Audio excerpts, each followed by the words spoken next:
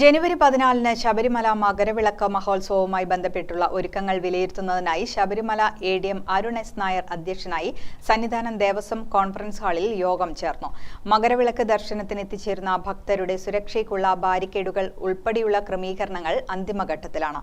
ഹൈക്കോടതിയുടെ ഉത്തരവ് പ്രകാരം മകരവിളക്ക് ഉത്സവത്തിനെത്തുന്ന ഭക്തർക്ക് ചില നിയന്ത്രണങ്ങൾ ഏർപ്പെടുത്തിയിട്ടുണ്ട്.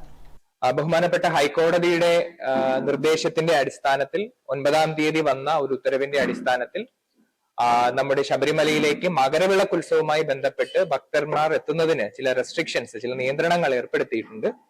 അതിന്റെ അടിസ്ഥാനത്തിൽ 13-ാം തീയതി, അതായത് മകരവിളക്കിന്റെ തലേന്ന് 13-ാം തീയതി 35,000 പേർക്കാണ് വിർച്വൽ ക്യൂ മുഖേന ശബരിമലയിലേക്ക് വരാനുള്ള അനുവാദം നൽകിയിട്ടുള്ളത്. 5,000 പേരെ സ്പോട്ട് ബുക്കിംഗിലൂടെയും കടത്തിവിടാം എന്നുള്ളതാണ് കോടതി ഉത്തരവ്. 14-ാം തീയതി, അതായത് മകരവിളക്കിന്റെ അന്നേ ദിവസം 30,000 പേര് വിർച്വൽ ക്യൂ മുഖേനയും 5,000 പേരെ സ്പോട്ട് ബുക്കിംഗ് മുഖേനയും കടത്തിവിടാം എന്നുള്ളതാണ് കോടതിയുടെ നിർദ്ദേശം.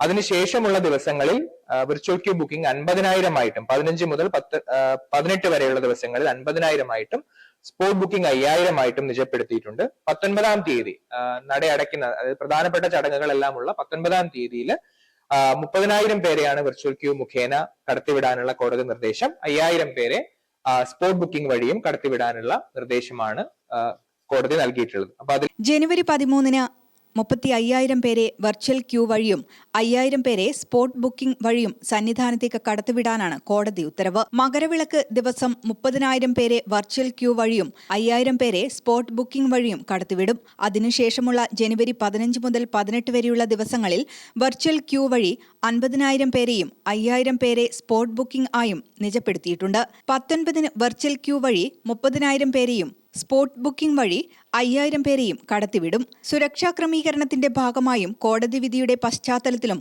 നിയന്ത്രണങ്ങൾ ഭക്തർ കൃത്യമായി പാലിക്കണമെന്ന് എ.ഡി.എം. പറഞ്ഞു. മകരവിളക്ക് മഹോത്സവത്തിന്റെ ഭാഗമായുള്ള വിവിധ വകുപ്പുകളുടെ ഒരുക്കങ്ങൾ വിലയിരുത്തിയ ശേഷം മാധ്യമങ്ങളോട് സംസാരിക്കുകയായിരുന്നു എ.ഡി.എം. മകരജ്യോതി ദർശനത്തിനുള്ള വ്യൂ പോയിന്റുകളിൽ ജില്ലാ ഭരണകൂടത്തിന്റെ നേതൃത്വത്തിൽ കഴിഞ്ഞ ദിവസങ്ങളിൽ പരിശോധന നടത്തിയിരുന്നു. എല്ലാ കേന്ദ്രങ്ങളിലും വേണ്ട ക്രമീകരണങ്ങൾ ഉറപ്പാക്കിയിട്ടുണ്ട്. ഇടുക്കി ജില്ലയിലെ കേന്ദ്രങ്ങളിലും വേണ്ട സൗകര്യങ്ങൾ ഏർപ്പെടുത്തി വരുന്നു. ഈ കേന്ദ്രങ്ങളിലെല്ലാം മെഡിക്കൽ, ഫയർഫോഴ്സ്, ആംബുലൻസ് സൗകര്യങ്ങൾ ഒരുക്കിയിട്ടുണ്ട്. പത്തനംതിട്ട ജില്ലാ ആശുപത്രി, കോന്നി മെഡിക്കൽ കോളേജ് എന്നിവിടങ്ങളിൽ അടിയന്തര സേവനങ്ങൾക്കായി സൗകര്യങ്ങൾ സജ്ജമാക്കിയിട്ടുണ്ട്. ഡോക്ടർമാരുടെ സേവനവും അധികമായി സന്നിധാനത്തും പമ്പയിലും നിലയ്ക്കലും മറ്റ് വ്യൂ പോയിന്റുകളിലും ഏർപ്പെടുത്തിയിട്ടുണ്ട്. ഗ്രാമിക ന്യൂസ്, കണ്ണൂർ.